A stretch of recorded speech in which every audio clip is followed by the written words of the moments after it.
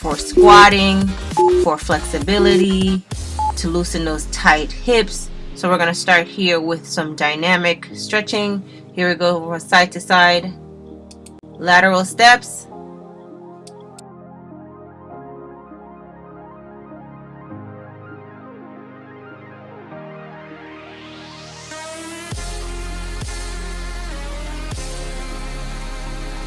Alright, so we're just doing leg swings, so all you're doing is increasing the blood flow and loosening up those tight hips. You're trying to swing your legs as far as back as possible and swing it to the front. Remember to keep the core nice and tight, because this also works on your core strength and also work on that ankle for stability.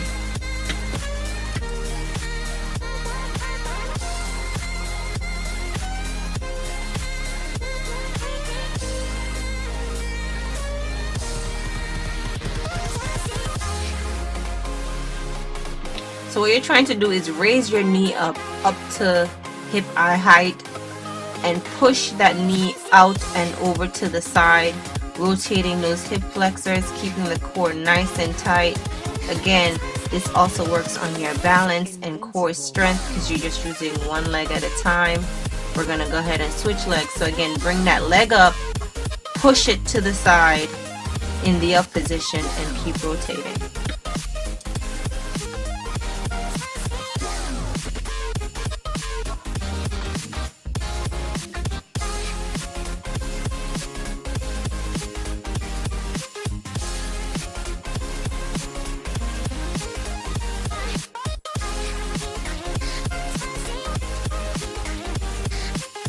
Alright, for these side lunges, you want to make sure your feet is wider than shoulder width apart so you can get a nice, good, deep side lunge. Make sure your toes are pointed to the front and you keep those heels planted to the ground as you go from side to side.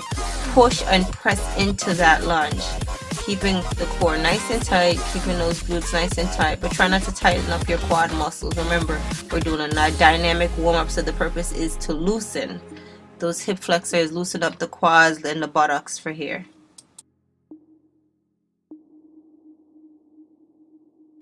For this dynamic warm-up right here, we're going to do a reverse lunge, but instead of bending that back knee, you want to keep it straight, keep that leg straight and try to lower your hips down. This way you're getting those hip flexors and those glutes and quads all at the same time.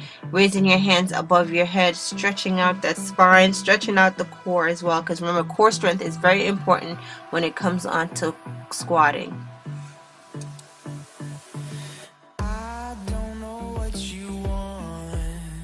Let's have a bit of fun till I downfall. My love, if you feel like I do right now, don't say you're on the run to the other side, my love.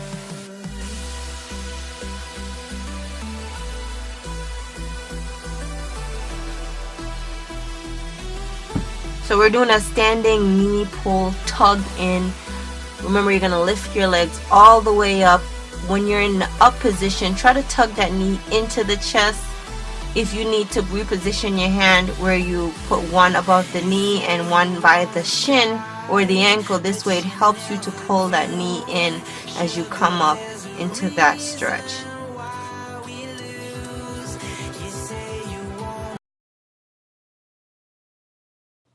Alright, we're going to start by just doing body weight squats. Make sure you go down deep in the squats, keeping your core tight. Plant those heels to the floor.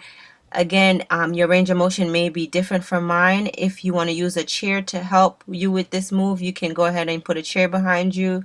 Again, chest up, chin up, stomach nice and tight, and you're squatting down, trying to get as many reps as you can for 30 seconds. We're going to be repeating these 3 moves 5 times.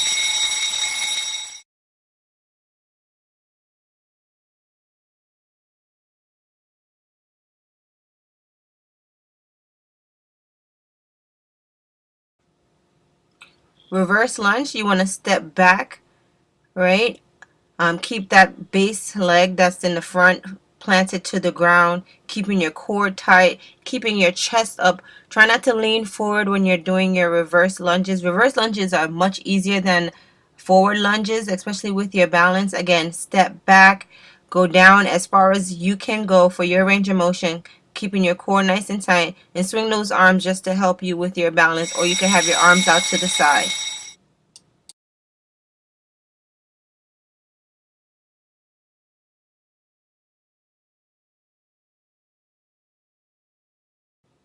All right, here we go. Squat jumps. You're going to jump from the squatting position. So you're exploding up, pushing off through your heels, straight down to your toes, land back, soft knees, right down into the squat. Use your arms to pump you and give you that higher range of motion when you're coming up out of the squat. Again, stomach nice and tight and go down as deep as you can.